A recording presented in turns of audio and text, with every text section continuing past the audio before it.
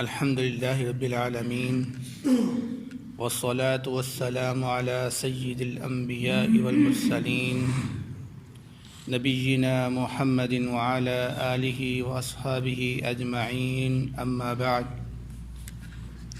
أعوذ بالله السميع العليم من الشيطان الرجيم بسم الله الرحمن الرحيم أجعلتم سقاية الحاج وعمارة المسجد الحرام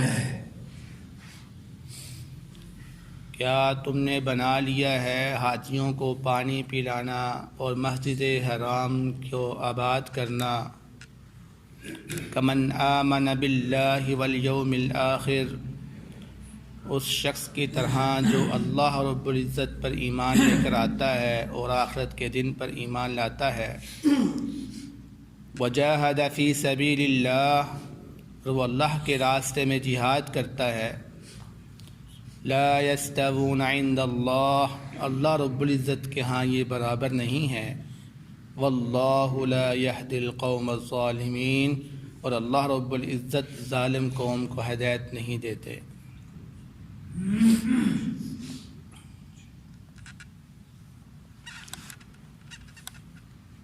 سورۃ التوبہ کی آیت نمبر 19 آپ حضرات نے سماعت فرمائی۔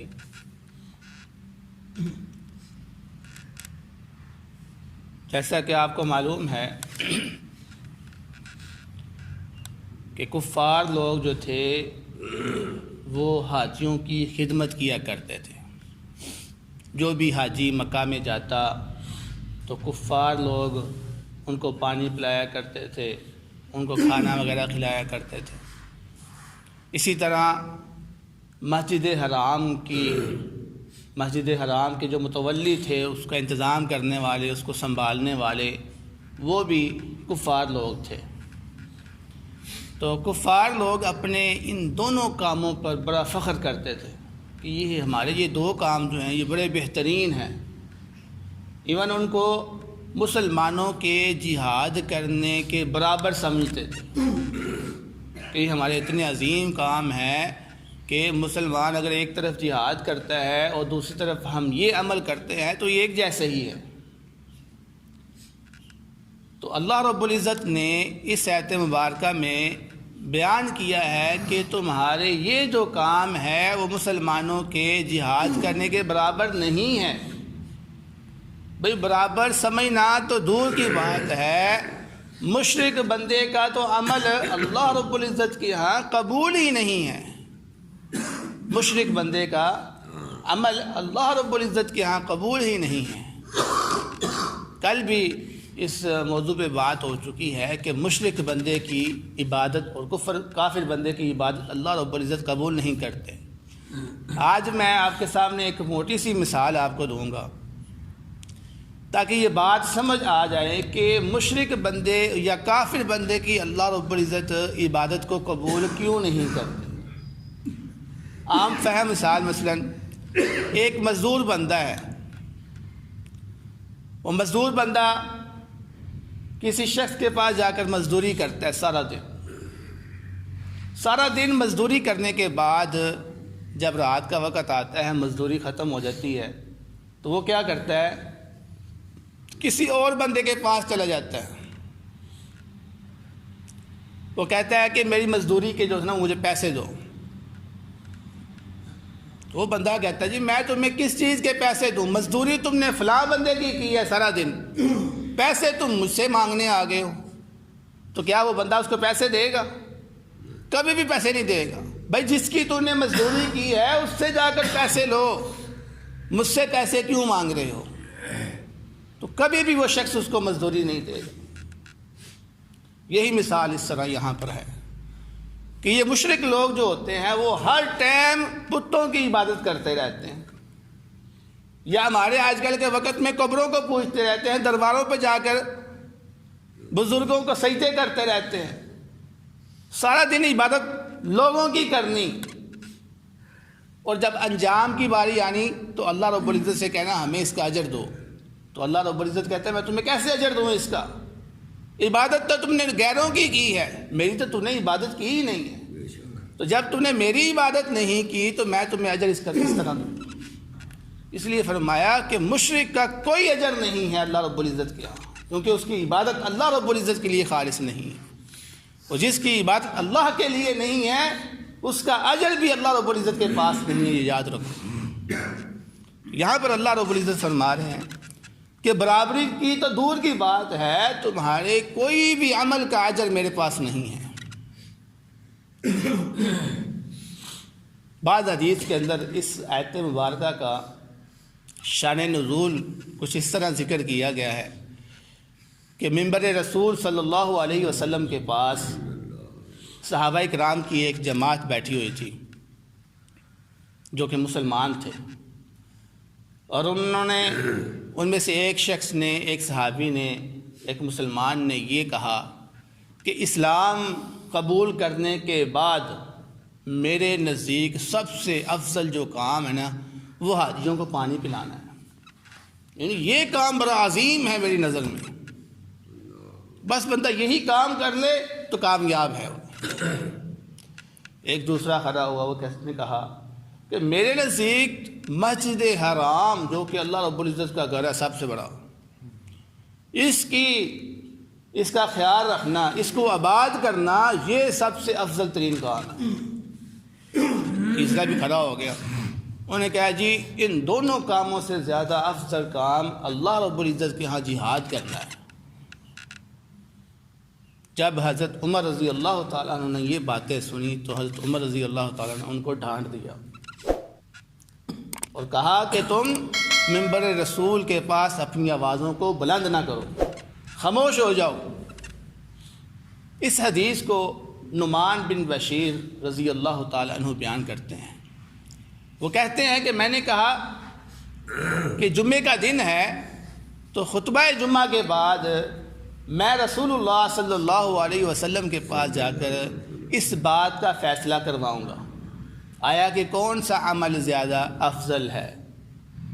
تو اللہ رب العزت نے اس موقع پر قرآن پاک کی اس آیت کو ذکر کر دیا کہ کیا تم حاجیوں کو پانی پلانا، مسجد حرام کی عمارت کرنا، اس کو تم نے اللہ رب العزت پر ایمان لے کر آنا اور جہاد کرنے کے برابر تصور کر لیا ہے؟ نہیں، ایسی بات نہیں. اب یہاں پر بہت ہی اہم نقطہ اور سمجھنے والی بات ہے. اس حدیث کے دو پہلو ہیں.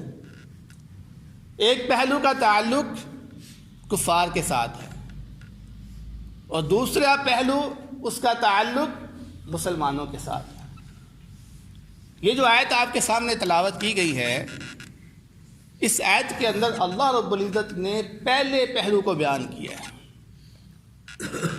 کہ مسلمانوں کا یہ جو عمل ہے اللہ رب العزت پر ایمان لے کر آنا اور جہاد کرنا یہ افضل ہے، اس میں کوئی شک نہیں ہے کفار کے مقابلے میں. کفار کوئی بھی عمل کرے ان کا تو عمل قبول ہی نہیں ہے. لہذا جب ایک طرف کفار ہوں دوسری طرف مسلمان ہوں تو پھر ان کا کوئی موازنہ نہیں ہے، کیونکہ یہ کفار جتنے بڑے اور عظیم کام کر لیں ان کی کوئی اہمیت نہیں ہے اللہ رب العزت کے ہاں. لہذا برابری یہاں پر ختم ہو گئی. تو دوسری طرف اب یہاں پر میں ایک اور بات ذکر کرتا جاؤں کہ یہاں پر اللہ رب العزت نے جہاد کرنے سے پہلے جو شرط لگائی ہے وہ کیا ہے؟ اللہ رب العزت پر ایمان لے کر آنا. اور اللہ رب العزت پر ایمان لانے کا مطلب کیا ہے؟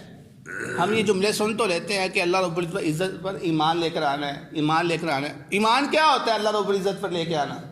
اس میں موٹی موٹی تین چیزیں آ جاتی ہیں. سب سے پہلے اللہ رب العزت کو رب ماننا، جیسا کہ کل بیان ہو چکا ہے کہ رب کسے کہتے ہیں؟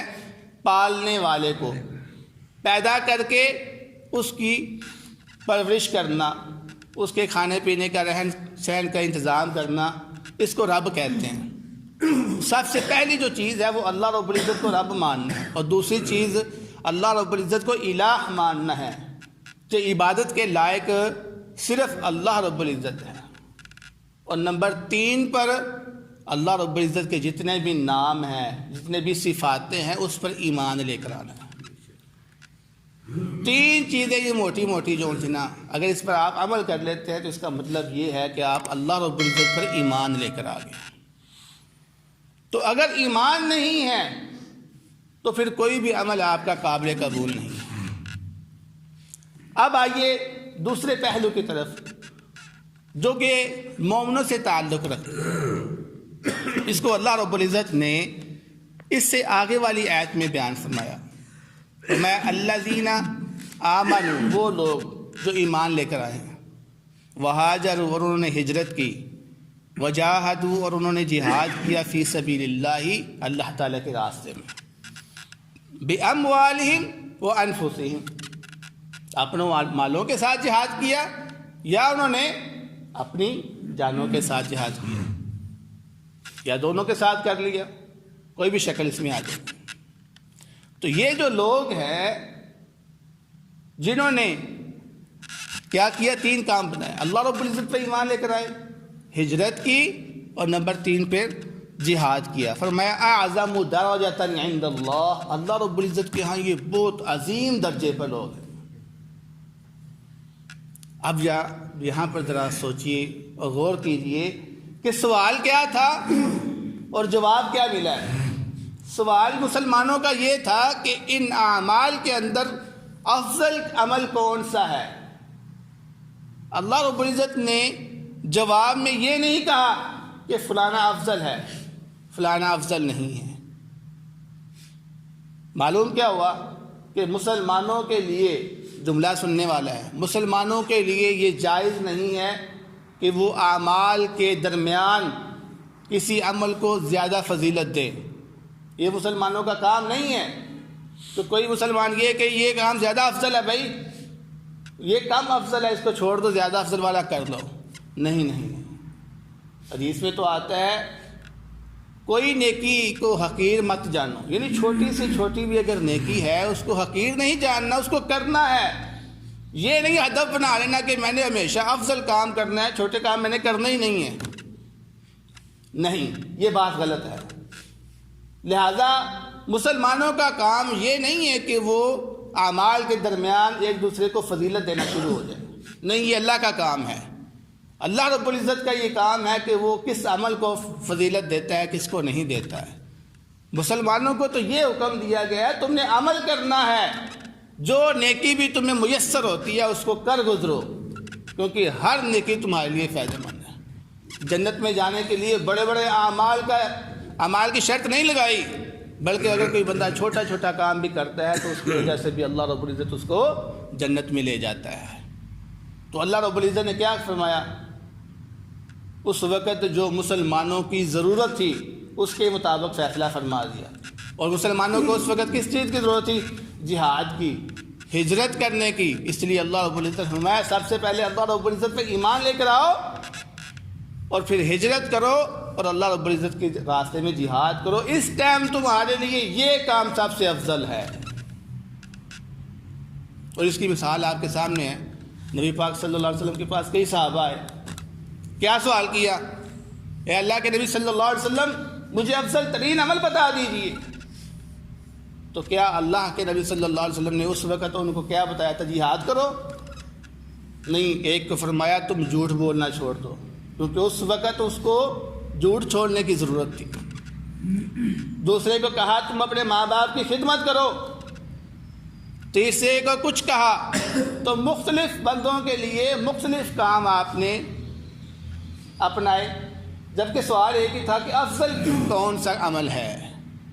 تو اس سے معلوم یہ ہوتا ہے کہ ہر عمل ضرورت کے تحت جو ہے نا وہ کیا جاتا ہے۔ اگر اس ٹائم جہاد کی ضرورت ہے تو یہ سب سے افضل کام جہاد کرنا ہے۔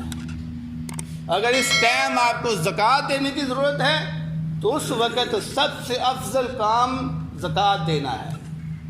اگر اس وقت مسجد کو آباد کرنا یہ سب اس کی بہت زیادہ ضرورت اہمیت ہے تو مسجد آباد کرنا یہ سب سے افضل کام ہے، کیونکہ اس کی ضرورت ہے۔ جس کی ضرورت پڑتی ہے یا جس کی زیادہ ضرورت ہے موقع محال پر، اس کو اس وقت میں کرنا یہ سب سے افضل کام ہے، اور اسی کو اللہ رب العزت نے یہاں پر بیان کیا اور فرمایا وَأُولَٰئِكَ هُمُ الْفَائِزُونَ۔ موقع مناسبت کی طور پر یہ جو کام کرنے والے لوگ ہیں یہی پھر کامیاب ہیں، اور ان میں سر فہرست کون لوگ ہیں؟ ابوبکر صدیق، عمر رضی اللہ تعالیٰ عنہ، عثمان رضی اللہ تعالیٰ عنہ، علی رضی اللہ تعالیٰ عنہ، عبیدہ بن جراح۔ تو ان کو اللہ رب العزت کیا کہہ رہے ہیں؟ اولئک هم الفائزون، یہ لوگ کامیاب ہیں۔ تو آج جو ہم میں سے لوگ ان صحابہ کو گالی گلوچ دیتے ہیں، برا بلا کہتے ہیں، ان کو کہتے ہیں انہوں نے دھوکہ دے دیا اللہ کے نبی کو بعد میں، اور اللہ رب العزت کیا کہہ رہے ہیں ان کو؟ یہ لوگ کامیاب ہیں۔ تو کامیاب کی ضد کیا ہوتی ہے پھر؟ ناکام ہونا۔ تو آپ اندازہ کریں جو لوگ ان لوگوں کو، صحابہ کرام کو، جس کو اللہ رب العزت نے کہا یہ کامیاب ہے، اور وہ ان کو بلا برا کہتے ہیں، تو یہ اس کے دشمن ہوئے۔ تو اگر وہ کامیاب ہے اس کا مطلب ہے یہ لوگ ناکام ہیں، یہ لوگ ناکام ہیں۔ اور اللہ رب العزت آگے کیا فرما رہے ہیں؟ یبشرہم ربہم، کہ ان کا رب ان کو خوشخبری دے رہا ہے کس چیز کی؟